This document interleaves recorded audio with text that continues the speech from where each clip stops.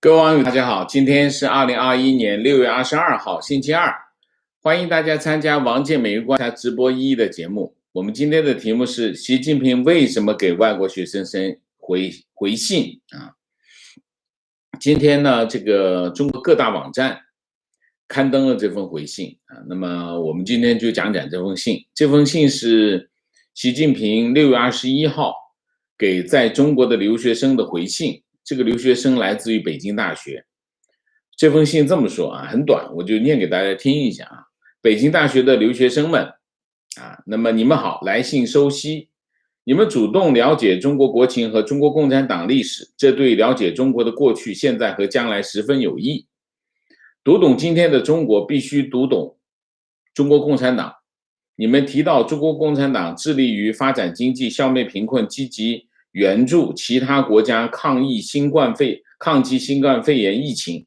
中国共产党做这些事情，是因为中国共产党是为人民谋幸福的政党，也是促进人类进步事业而奋斗的政党。中国有句俗话叫“百闻不如一见”，欢迎你们多到中国各地走走，更加深入的了解中国真实的中国，同时把你们的想法和体会介绍给更多的人，为促进各国人民民心相通发挥积极作用。这是一个非常典型的外宣稿件，写的既不热情也不亲切非常死板僵硬只是为了宣传概念，就是把概念装进去就好了，所以这也没有文采这是这封信。那么能写的，之前我们讲过中国开始陷入这个外交孤立那么我说习近平今年以来做的最多的外交活动是什么？一是写信，二是打电话现在连外国留学生的信都要写了，就是能写信的，可见能写信的人不多了，外国留学生也不能漏掉为什么习近平要写这封回信当然刚才我讲的能写的信不多，这是玩笑话但是真正的是什么？真正的原因，背后的原因是中国的外国留学生有50万，亚洲第一大家千万不要小看虽然中国的高等学校非常的烂稀烂，但是到中国去留学的仍然有50万，这个半个百万那么在中国留学，所以习近平写这封回信是有政治含义的这个很重要那么中国大力的发展外国留学生的政策，你看到的成果是什么？亚洲占多少？其实很多人在网上看到很多外国留学生都是黑人，其实这是一个印象中国的留学生构成，外国留学生的构成，亚洲占60%非洲占16.57%，欧洲占14.96%，就是15%，美洲占7.26%那么这是从这个地区来分，国别来分，你就可以看到中国的影响力在哪里。第一是韩国，5万人，中国的大学里面有5万个韩国人在读这个中国的大学。第二是泰国28000，第三是巴基斯坦28000，所以你可以看到，你从这个排序可以看到什么？看到中国的影响力在哪里？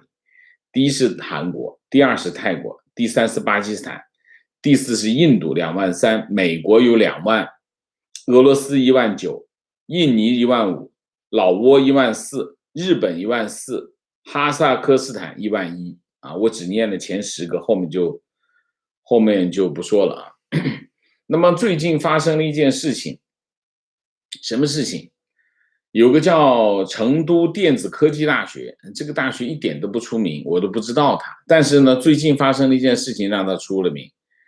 他6月10号搞了一个端午节的活动，这个端午节的活动非常的成功，让他出了名。现场可以看就是每个外籍男学生旁边配了一个女学生，依次而坐，没有一个中国男生参加他这个活动更让人生气的是什么？你一看看这个名字，电子科技大学，这是理工科大学。理工科大学他们的学校，男生占80%，女生占20%。现场看过去，这女生还长得挺好。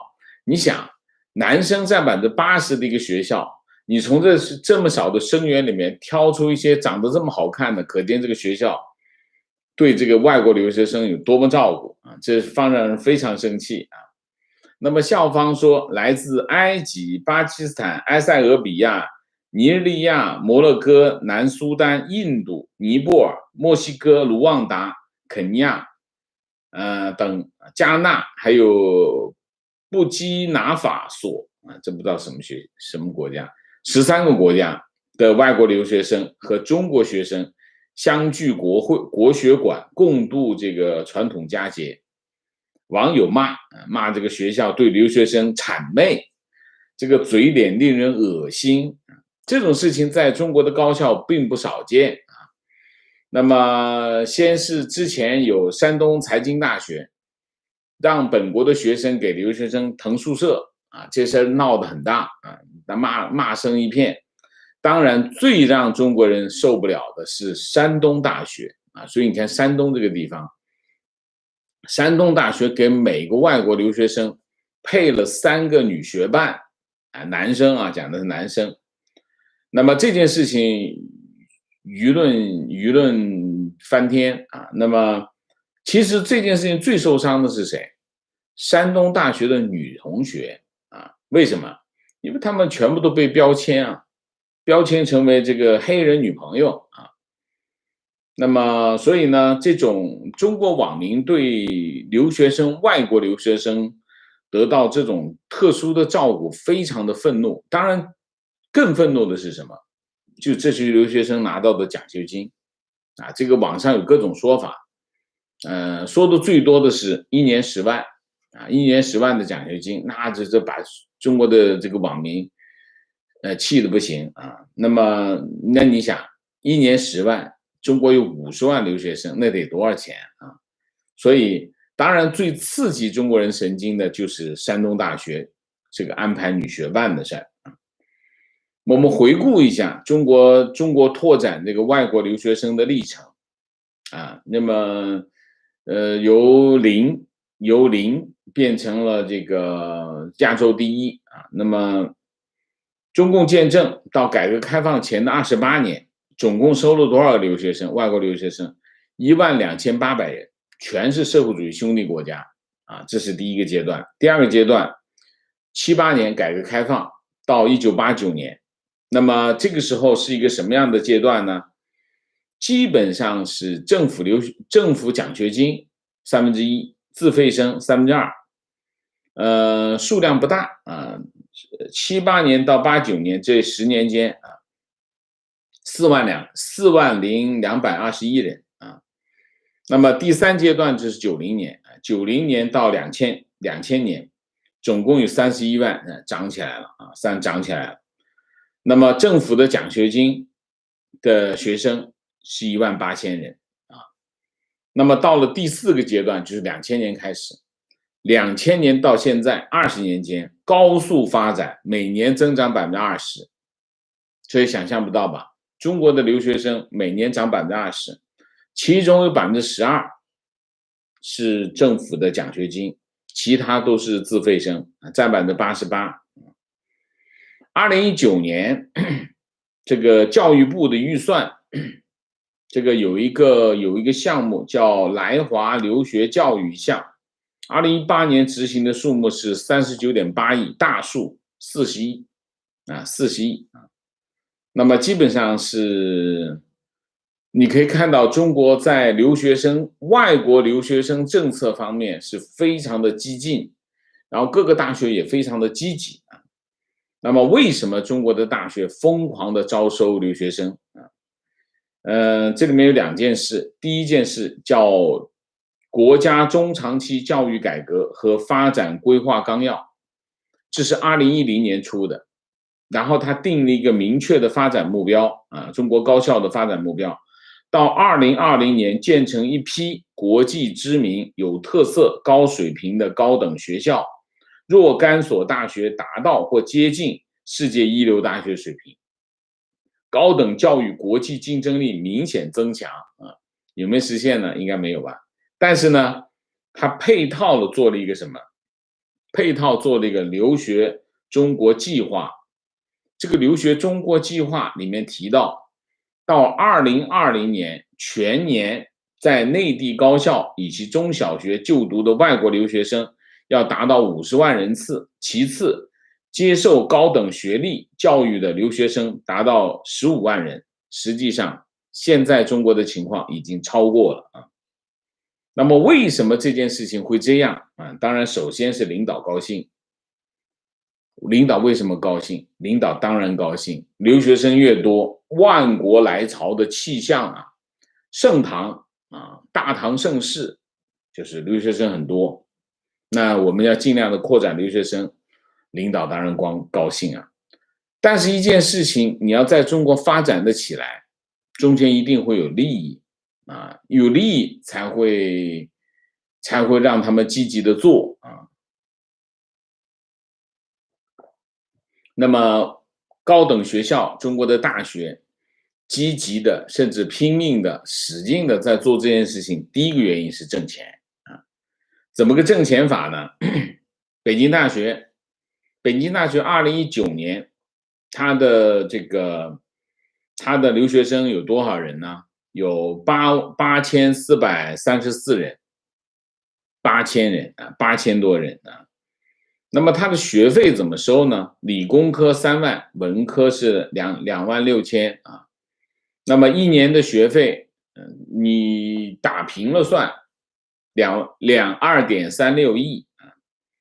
那么全国2019年，我们讲讲前20名，这个中国留学生最多的前20个学校，第一个学校不是北京大学，第一个学校北京语言大学。就是老外其实跑到中国来先学的是谁？语言。招了多少人？9886人，小1万人。然后是北大，北大第一，清华第二。那么北大清华都是8000多人，然后跟着是什么？跟着就是6000多人啊。那么对外经贸大学、复旦大学、上海交大、暨南大学、浙江大学、华东师大就是6000多人。然后剩下的清华跟华侨大学都是5000多人。然后是东华大学、同济大学、上海外国语、北京师范大学、上海大学4000多人。然后是云南民族大学、华中科技大学、这个山东大学、哈工大、武汉大学3000多人。所以呢，你可以看到这些大学越有名越多，留学生越多，名气越大留学生越多，然后名气越大，这个中国本地考生越难考，他留学生还更多，这很气人啊。所以第一，这些大学积极的招收留学生，首先第一个目的是什么？挣钱啊，有钱挣啊。那么第二个原因是什么？提升排名啊 ，KPI 很重要啊。对中国的大学非常用心的在搞这个排名啊，搞排名，然后就是它的 KPI， 其中有一个，那么现在全世界有影响力的大学排名是2个，一个是 QS 咨询公司和这个美国新闻与世界报道联合出的一个这个大学排名，还有一个就是泰晤士高等教育啊。那么泰晤士高等教育这2个呢，都有一项，这2个排名呢有很多数据，比如说教学、科研、成果转化、这个声誉评比等等，有很多大学的指标。但是有一项指标就是什么呢？就是国际生，国际生对比本国学生的比例。那么这个比重有多少权重呢？5%。那么一个是 QS 是5%，泰晤士是2.5%。那么这2个呢，也就是说，国际生的比例越高，评分就越高。但是它有一样东西，它不管你的质量，它不管你这个国际生的质量怎么样，因为他假设所有的学校都会严格的按照同一个标准去招收学生，但是他没想到中国的高校他不这么干，哈哈哈，这就，所以呢，所以他把这个质量这个问题放掉，这里因为默认前提，结果就没想到中国干了一件事情，让他们意想不到的事情，就是中国招国际生根本不考虑质量。所以它 KPI 又好，它是一方面能挣钱，一方面又能提升大学排名，那当然很受欢迎了啊。这是第二个，第三个，政府政府有战略，政府的战略是什么？当然是培养它的软实力啊。一个文化输出，第二个外交布局。大家不要小看留学生，留学生是他在这里生活。会对他产生影响，他会产生亲近感，当然你反之也可能产生敌意啊。那么实际的效果是什么？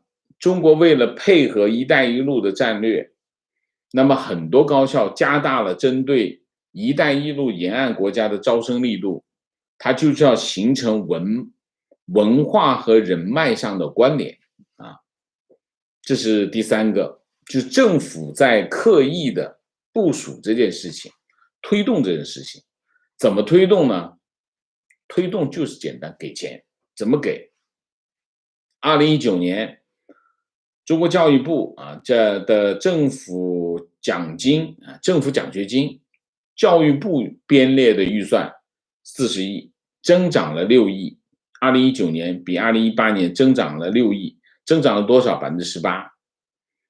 那么18%，你想一下当年是过紧日子过紧日子削减，所有的项目都在削减支出，其中包括教育老师进修削减了5.3%，削减了1120万，把这个钱还不够，你说他增加了6个亿，直接就增加6个亿，但是老师进修却减少了5.3%那可见他多么重视多么重视。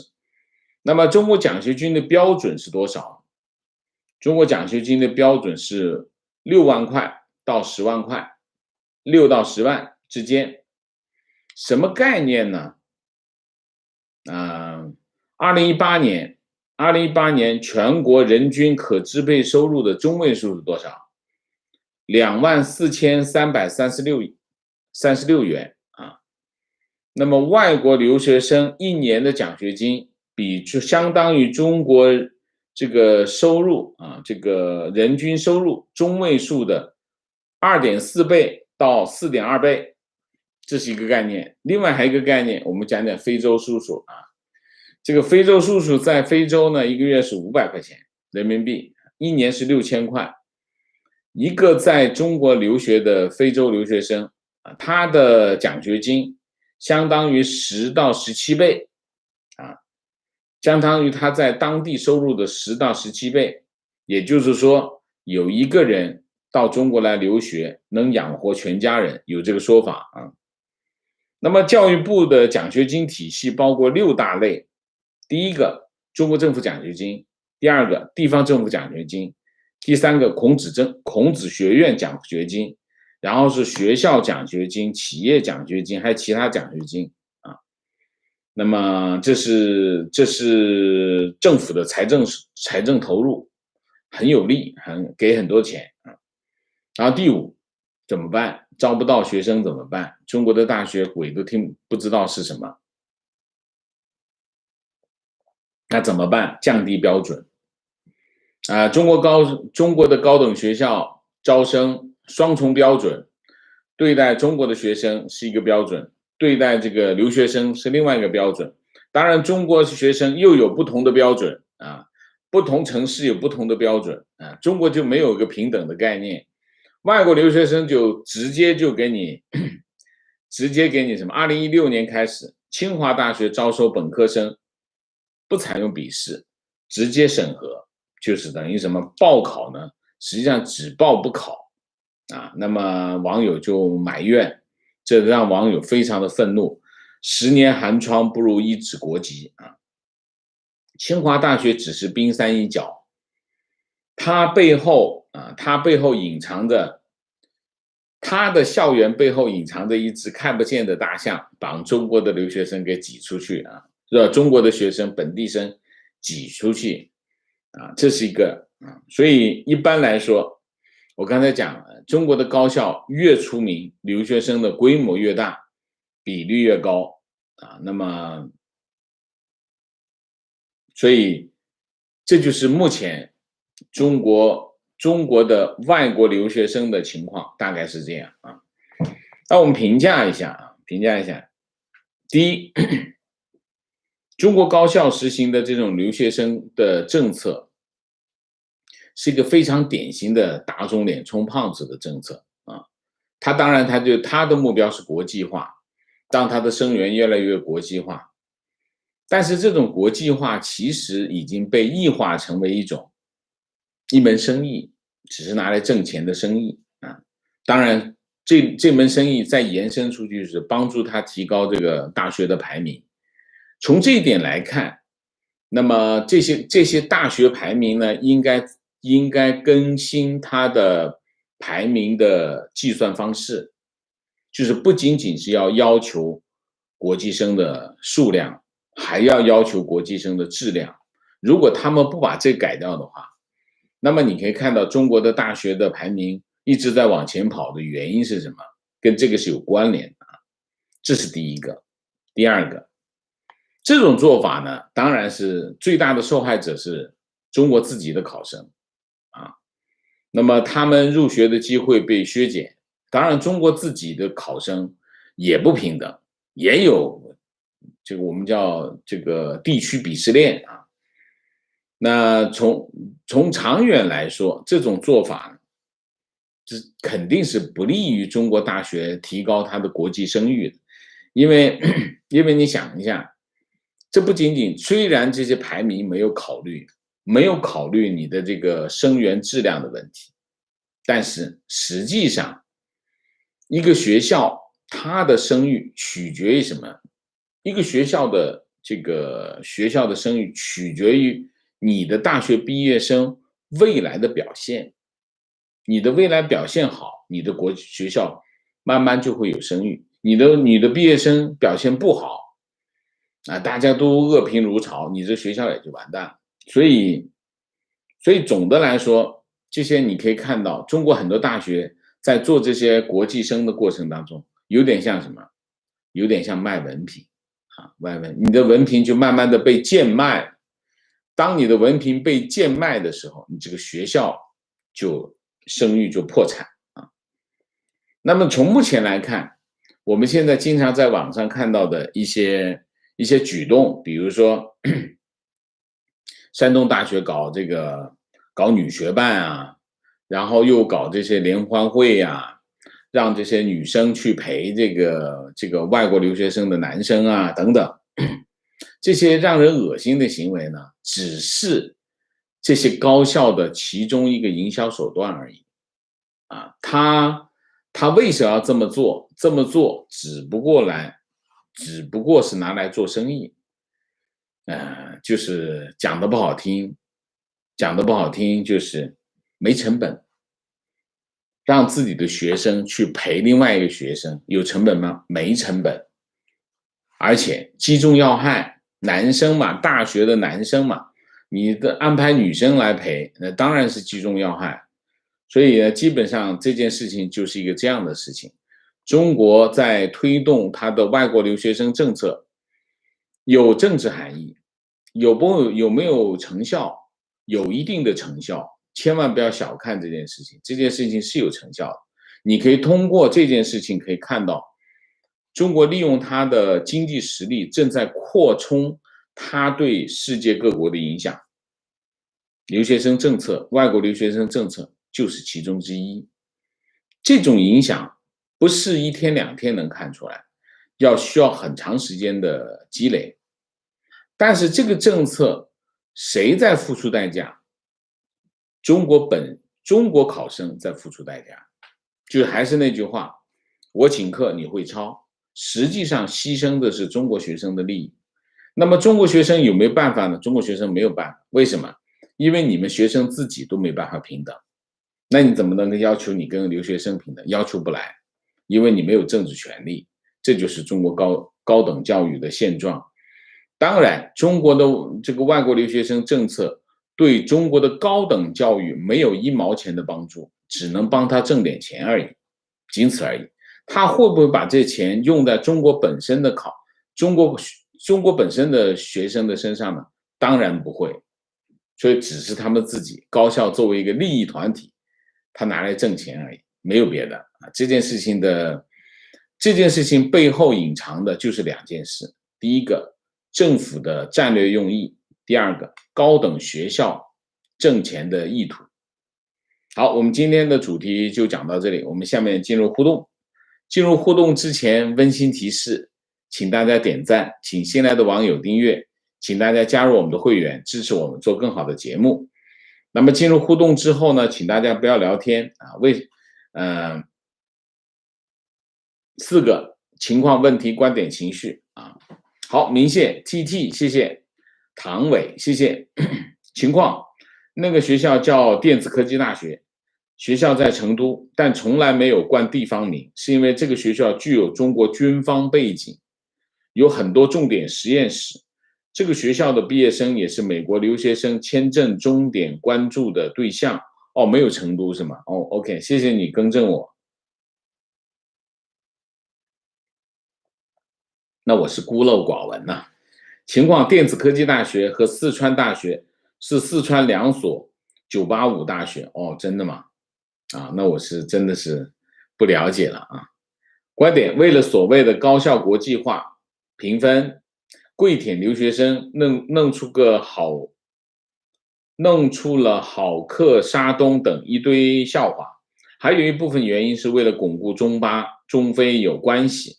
高水平的外国留学生根本不来，而且高校科研环境依然以官本位出发，顾忌不解，永无改进。OK， 观点，在中国背景调查过滤，符合政审才能出国留学，这是大家都知道，所以这也是未来党的储备人才库。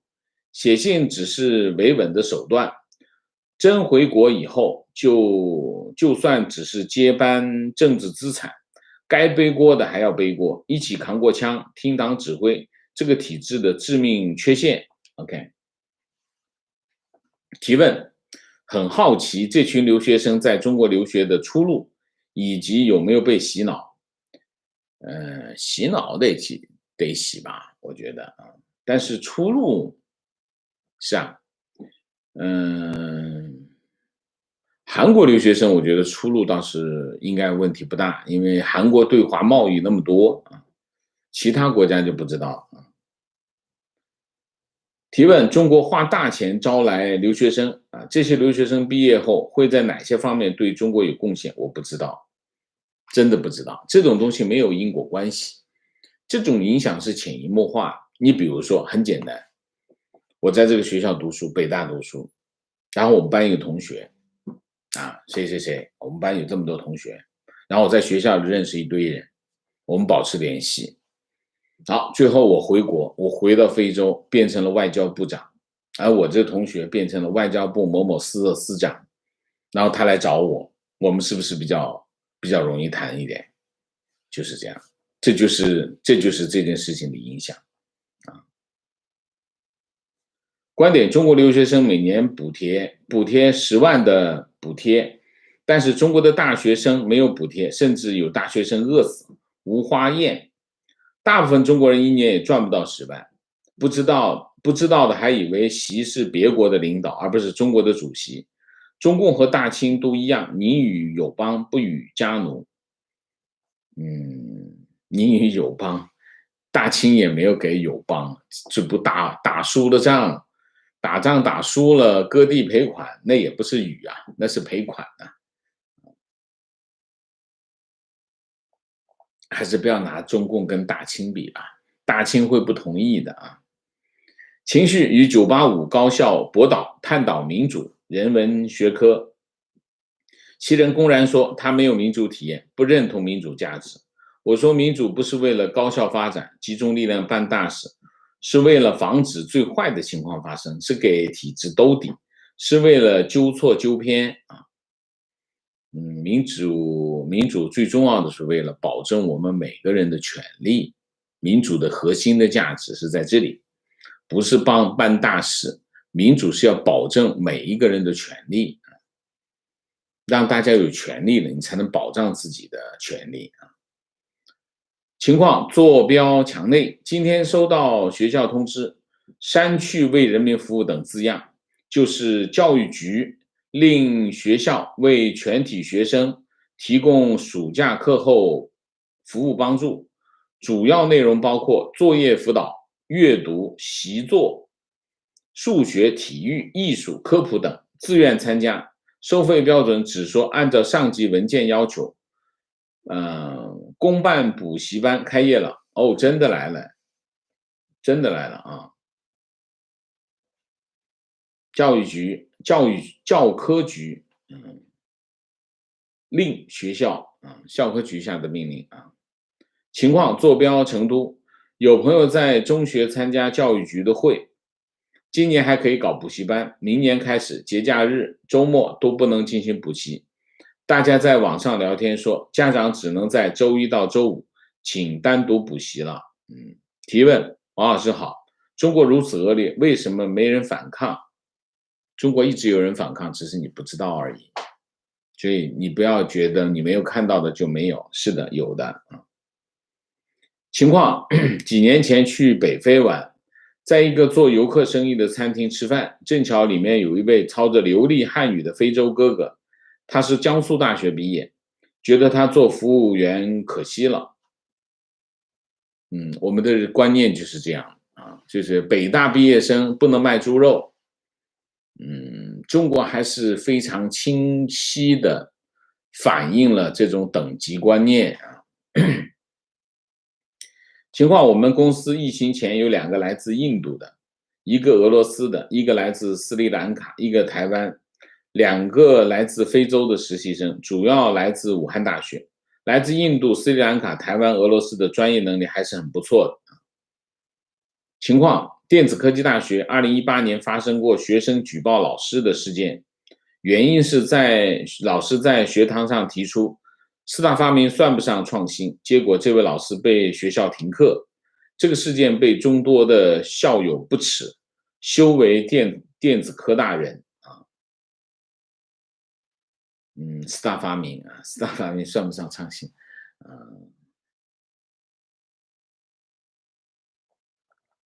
我们可以讲一个很简单的事实，就是4大发明本身这个称谓就不是中国人发明。别说4大发明算不算得上创新，就算是4大发明这个称谓本身都不是中国人的，是谁的？英国人的。观点：中国民众对于财政税收上去的钱的用处没有丝毫的话语权，而且这些钱基本上没有给予纳税人一丁点的利益。为什么？因为你没有选票，谁拍你的马屁呢？没人拍你马屁，当然钱不会花在你身上，全花在谁身上？有权的人身上啊。观点：小成就敲锣打鼓，干坏事偷偷摸摸，给福利精打细算，搞税费扩大规模，做好事千疮百孔，冒坏水一滴不漏，不增加收入的鼓励消费就是耍流氓，空喊口号，习的话傻子才信。 OK， 这很押韵啊。情况：国内魔都不错的大学招收的留学生基本连中文都不会，考试根本看不懂题目，更别说作答了。有的考生整个考试都在那里断句，一道题也不会。大学总会想办法让他们毕业，对中国学生而言极为不公平。观点：中国人拼命读书，能去这些名牌大学的读书的中国人凤毛麟角，都是精英，但外国人轻易的就能去这些学校上学，甚至有中国移民转国籍曲线救国进入这些学校，税收都是中国人贡献的，但获益的却不是中国人，太令人生气了。说明还是那句话，民主不能当饭吃啊，但是没有民主，你饭也没得吃，书也没得读啊。情况，朋友目前正在做内地生转港籍，参加香港联考，转而进入985的生意。很多学生花大钱转港籍，用很低的分就能进985。你都转了港籍，你为什么还去读985呢？脑子进水了吗？你读点别的不好吗？香港有很多很棒的学校啊。观点，底层待遇非常差，所以职业歧视非常严重。大学生想当公务员，没人想当工人。就是这种。其实真正的歧视的是什么？真正歧视的就是穷人啊！中国所有的这个鄙视链是以什么为划分标准？追上去都是钱啊！情况，湖南初中小学公办补习班2020年下学期开始，原则上自愿150块钱一节课，补课时间为每天下午最后一节课。OK。情况，高校的外国学生不上课，考试画圈圈，任课老师打0分，教务处就在后台改成绩。老师说这样做很丢脸，领导根本不听啊。提问，想听一下王先生说一下苹果日报。苹果日报应该是他现在的英文版已经停止更新了啊。那我觉得苹果日报反映了一件什么事情啊？苹果日报应该会停办，停办的原因就有2个。第一个，政府把苹果日报的账号给封了，虽然他在告他的老板，也抓了几个他的管理层，但他仅仅是告他还没有定罪，还没有上庭，就直接把一家公司的这个账号给封了。所以香港已经变成什么情况了？大家可想而知。那么苹果日报是香港现在唯一一个可以批评中国和香港政府的报纸，也唯一会批评中国政府和香港政府的报纸。但这份报纸办不下去，原因是政府把他的账号给封了，当然他也抓了他的管理层啊，整个管理层都给抓了。那么这件事情反映什么？反映了中共在香港正在做他们想做的所有的事情啊。那么其中有一件事情，就是把香港唯一的能够为香港鼓与呼的报纸给封掉。封的办法并不是直接把报馆封掉，而是用这种方式抓他的管理层，抓他的老板，然后封掉他的账号，用这种方式让他没办法持续下去。那么我相信苹果日报将会终结，这是一件让人非常伤心的事情。我以前也有同事在苹果日报在工作他们跟我讲很伤心真的非常伤心2015年开始2015年开始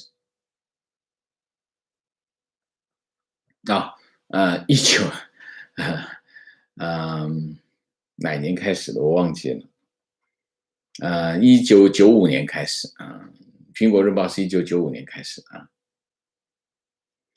情况，几年前我去深圳和合肥的985名校的留学生宿舍参观过，基本情况是留学生1人1间40平米左右的屋子，中国留学生6人1间20平米，国际留学生住房基本还配有厨房，中国留学生不能使用电水壶，留学生基本上是巴基斯坦等发展中国家来的，大部分是来混时间拿学费。一个35岁的巴铁哥们说，他在巴基斯坦生活压力大，来中国上大学，轻松养活老婆和3个孩子。另外，经我观察，宿舍吸毒现象很严重，主要是冰毒和海洛因那很厉害了情况，我2007年高3，班上有个学习很差的学生，突然不高考了，我当时以为他辍学。后来得知他以留学生身份直接进了清华大学情况，坐标深圳，很多社区通知通宵做核酸，本人刚做完核酸，驻地附近的餐厅只能打包，不能在店吃啊。宝安现在是整个宝安区都所有的公共场合全部停业，娱乐场所全部停业，餐厅只能打包，不能堂食啊。现在广州那边好像连续3天都没有新的个案感染病例，深圳这边也突然严重，所以你可以看到中国的情况是什么？中国的情况就是疫苗没有效果，就是不能够提供保护，所以一发生一个案例就出现这种情况啊。广州一出现，然后就开始封一大片的封。比如说南沙港的封，其实对整个的广东省的出口影响非常的大。那么现在深圳又开始受影响，深圳盐田港基本上是中国第一、第二，我忘记了，应该是第二吧。那你想一下，一封的话，后果就非常的严重啊。情况国内学生中中毛粉毛粉在令人担忧的速度增长，极度仇视西方，只要老师说西方的好，就会被举报。天天拿着毛选复读毛语录，和其他学校的同学联系，也反映有这种情况和趋势。小孩子很容易被洗脑，而且当学校在鼓励这件事情的时候，小孩子当然很积极在干啊。就比如说文革就是这样的，文革那个时候，大学生、中学生以大学生为主啊，大学生那个学校在后头撩拨一下，那中间几个挑头跑出来，一山虎不就起来了？这个所以文革中学生的表现其实非常突出的反映了这种学生的特征啊。观点有个国内的朋友说，之所以让共统治，是因为民心所向，得民心。我说，你要是被流氓绑架了，你对他趋炎附势，也是民心所向吗？民心所向。中共经常说啊，共产党是人民的选择，什么时候选了？你给选票了没有？你1949年也没给人民选票啊，对不对？你就拿着枪进来了，然后喂，我是老大，你有谁不服？不服是吧？啪打死，剩下都服了是吧？行，那我就是老大。人民选择，所谓人民选择就是这个啊。情况我身边就有准备去中国留学的老外，东欧人，他说先在孔子学院学2年免费的，然后去中国宁波大学再学1到2年免费的，还给奖学金，包吃包住。情况以前看一个新西兰的 Vlog， 采访一位华人家长，他说他家的2个孩子将来最差也要去北大清华，因为门槛低。可见他一方面不觉得北大清华很好，另外一方面又想利用中国这种留学生政策趋利嘛，有利那就要趋一下嘛啊。情况我是一个高中同学，北大毕业，我一个高中同学北大毕业，之前在中芯科技，后来去了美国一个芯片公司。他告诉我，中国现在最牛的芯片，连他们公司最底端的芯片技术工艺都达不到。我原来不信，后来我自己也肉身翻墙去了美国一家芯片公司，才知道墙内的科技和美国的差距至少20到30年。中共还天天吹嘘自己的科技，只能骗下墙内的渔民。想想中共真的可笑，非常可笑可悲如果讲到芯片这种顶级的科技的话，那差距是非常的大，不是一般的大。那么现在的情况是什么？今年芯片荒芯片荒到什么地步？现在大家抢这个芯片，怎么个抢法？只要货，不问价格，只问这个货期。现在情况是这样啊。那么很多行业，比如说汽车行业受影响很大。那现在的情况就是都在建新的芯片厂。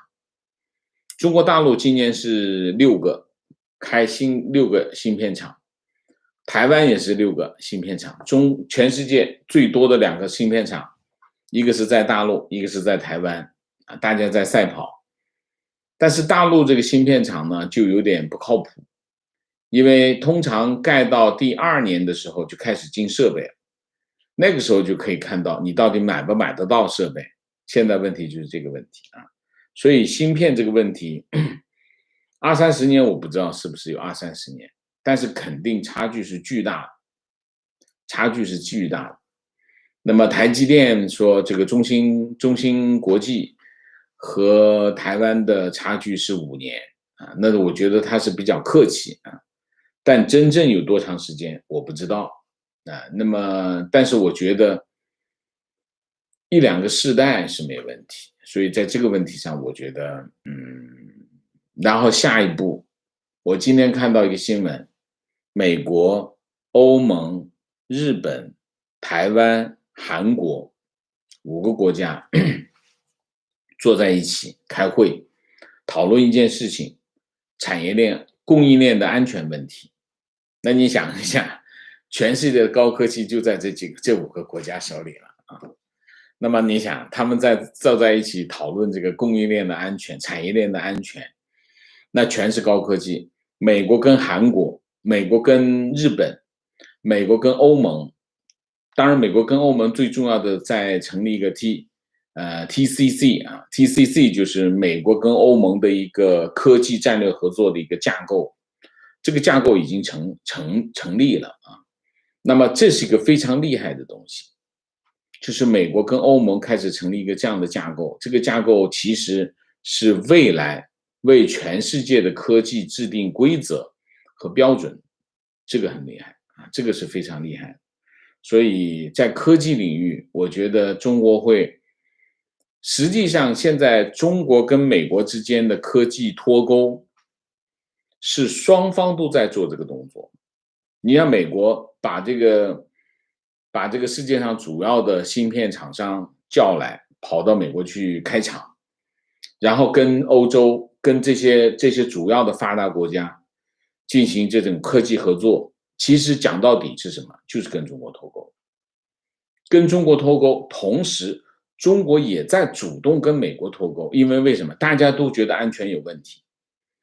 因为原来的经济架构是什么？原来的经济架构就是全世界互相依赖，经济全球化嘛。所以经济全球化按照分工，按照效率的高低进行分工。我在这个领域我效率最高，我就拿这个领域全球市场我全拿下来，那么我就供应全世界。他在另外一个领域，他在上面这个领域你有效率最高，那我就把这块市场全拿下来，然后我们进行合作。没有一个人能够独立的，没有一个国家能够独立的做完一个芯片，从头到尾做完一个芯片，没有一个国家能做到这一点。现在就是这样。那为什么？就是经济全球化，经济全球化，全球分工。全球分工产生的后果是什么？大量的运输，你跑到我这儿来，我跑到你那儿去，大量的运输，互相依赖。那当双方一翻脸，那我要制裁你，你要制裁我，那双方就得算账，我怎么制裁你，我的损失最小。那我怎么制裁你，你的损失最大。但是当双方都感觉到威胁的时候，后果是什么？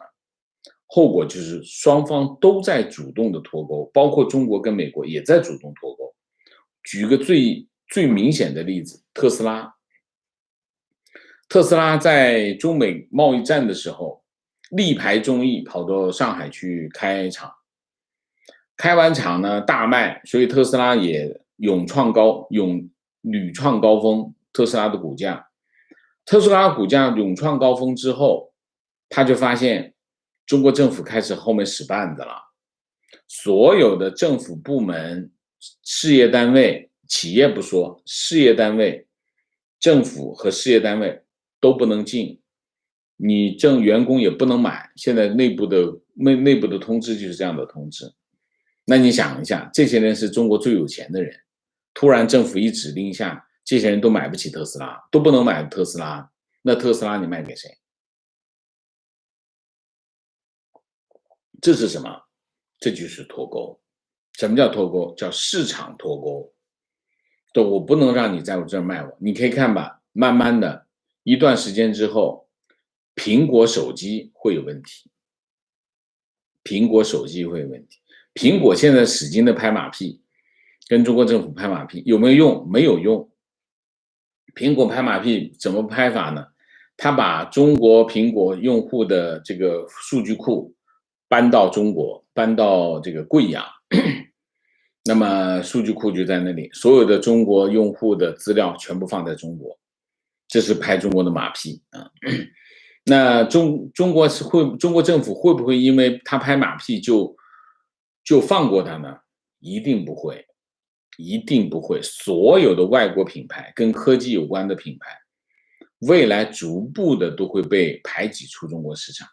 特斯拉现在是刚刚开始，中国政府中共干这种事情非常熟练，非常老道，让你话都说不出来。他经常干的事情就是这样，所以科技在脱钩，就是主动脱钩。美国在部署，中国在部署，一系列都在这发生。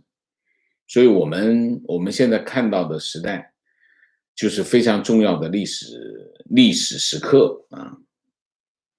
情况，我们公司做电子产品的公司，之前采购让研发部门提出备货申请，很多芯片都是52周供应期，而且很多性能比较好的芯片买不到。现在很多项目都在提国产化替代，替代得了才行啊，替代不了。观点，汽车业本来就压芯片单价压得很凶，导致对芯片厂利润很低，车用芯片的要求又很高，只能说是优先缺货一点也不意外。OK， 观点，芯片技术落后5年，不等于5年就能赶上，因为大家都在进步，20-30年也不一定赶得上。那是5年落后5年是意味着什么？5年之后你可能落后7年，7年之后你落后10年，就是这样。因为它进步的速度比你快，越是先进的技术，你越掌握先进的技术，你越会增加投入。为什么？当你掌握先进的技术的时候，意味着你的市场占有率就更高，市场占有率更高，意味着你有更多的钱去投入。所以你会越在前面的走得越快，越在后面的走得越慢。那你想想，你的差距会越来越小还是越来越大啊？就这个道理啊。提问：复旦的葛剑雄关于历史的演讲引起了巨大的争议。我找了完整的视频，发现演讲的内容很诡异。他列举了大量的现实，似乎在讽刺当代局势，但说到结论就歌颂习近平和共产党。逻辑上完全相悖。有人说他是高级黑，但我不能确定，请王老师答疑解惑啊。葛宪雄这个人呢，他是说过很多让人很，做过很多科普工作，就是我们叫普世价值观的科普工作啊。但是呢，他又经常在关键的时候呢反戈一击啊，帮共产党讲话。所以呢，他到底在说什么呢？鬼知道啊！反正我不觉得他是一个有恒定人格的学者，我不认为他是一个有恒定人格的学者，这就是我的看法啊。提问：美国捐赠250万疫苗到台湾之后，中国外交部发言人赵立坚又批政治操弄，但是这次语气相对日本捐赠疫苗那次放软了许多，请问王老师，这背后有什么特殊含义？你想一下嘛，你想卖疫苗给台湾，台湾不买，然后你就让国民党闹的现在还是没买，闹的过程当中呢，美国就送了250万去，台湾送了100多万去啊，不，日本送了100多万去，那意思就是什么呢？你让别人买，别人不买，结果其他人送这个疫苗送去了，不要钱，你怎么去？我不知道你怎么去反驳，叫政治操弄，你也操弄一个我看看。很简单，中国你也来操弄一下，不过前提是你得别人收才行啊，你天天要别人买，别人不买你，然后别人想买其他的，买那个 BioNTech，你还 BioNTech 的疫苗，你要说我拿的总代理，你得经过我，非得经过你，所以这个嘴脸，其实台湾人如果到现在还搞不清楚状况的话，那他就是在装睡了，他不是睡着了，他是装睡了，装睡就叫不醒的了。情况，昨天我和一个在杭州工程大学毕业的卢旺达留学生聊天，你们的联系还真广泛哈。我和他谈到宁波黑人杀人以及河南尼日利亚留学生超公民待遇的事情，超公民，这你也发明的好。他说这事确实是事实，和他在杭州读书的经历一样。他说他自己感觉就是两个学校，一个是留学生，一个是本地生，待遇完全天差地别。留学生一人一间卧室，全部都有空调；本地生一间住6个人，没有空调。他也曾经问过中国学生的看法，都习惯了。他自己在外面租房子遇到的待遇也又是完全不同，又被多收1倍啊！还是那句话，他们要他来是来捧场的，你来读大学是你求我，我为什么对你那么好，对吗？他来读大学是我求他，不一样嘛。一个是甲方，一个是乙方，虽然都是一个学校的学生，外国留学生是甲方，中国学生是乙方，所以甲方乙方的待遇肯定是不一样的嘛，对吧？用这个方式你就能理解了啊。所以你要想办法变成什么？变成甲方嘛。甲方的怎么变成甲方？你要有权利，政治权利啊。你没有政治权利，你怎么能成为甲方？对吧？观点：国民党跟共产党根本就是一丘之貉，只是后来窝里反。经历过台湾戒严统治的人都知道，他们专制独裁的模式都是相互抄袭来，非常正确。所有的独裁者，大家记住，不管你什么党，什么民进党、国民党、共产党、共和党、民主党，只要他独裁，独裁者的嘴脸是一致的。所以记住，你用这个标准去衡量就很清楚，一样的。国民党当年在台湾搞的白色恐怖，跟共产党在大陆搞的红色恐怖没有区别，都是独裁者的行为，只不过程度跟手法的问题。情况在 B 站上，现在每天都是意淫祖国强大、外交战狼视频，很多 UP 也在一个劲的舔共，下面还有人叫好，这是一代中国人有救吗？哎呀，你别信，那是有人操弄的，你别真信他啊，真信你就上当了啊，这都是宣传嘛，宣传你就不要信他。情况我有个台湾网友是从中国嫁过去，之前老是抱怨台湾政府不买中国疫苗，导致没得打。我就问为什么不回去中国打，没人挡着，他就不做声了。现在有了免费的每日疫苗，就立刻冲去打，无语。有什么无语啊？直接去打脸啊！直接去打脸，不能够让他们放过他们。大家记住，有些人很猖狂嘛，猖狂你让他猖狂，但是你要打脸的时候，你得使劲打。打得要响一点才行，否则这个世界上没有公平了，对不对？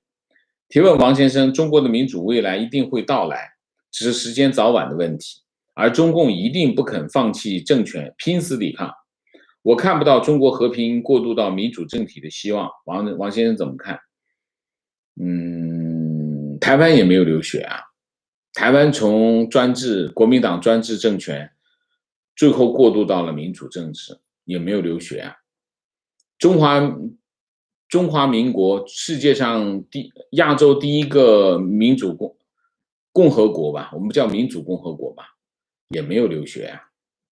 共产党天天就在讲这句话，叫政权一定会流血的情况才会更换政权，这是中共一直的宣传，但我觉得不一定。我觉得不一定啊，就是真正的那一刻来了。当然，我没有说我们在预测一个历史进程，但是所有的历史进程都是可能，我们不能够被中共洗脑啊。情绪，李光耀找各种理由推迟下台时间。李光耀，独裁是免不了这种结局，好的体制就是避免对人性的考验。你说的是李显龙吗？不是李光耀吧？李光耀已经去世很久了。明谢，周明，谢谢 Ever 长，谢谢。好，我们今天的节目就到这里，感谢大家的参与，我们下个节目再见。再见之前，请大家点赞，请新来的网友订阅，请大家加入我们的会员，支持我们做更好的节目，做更好的自己。谢谢大家，谢谢啊。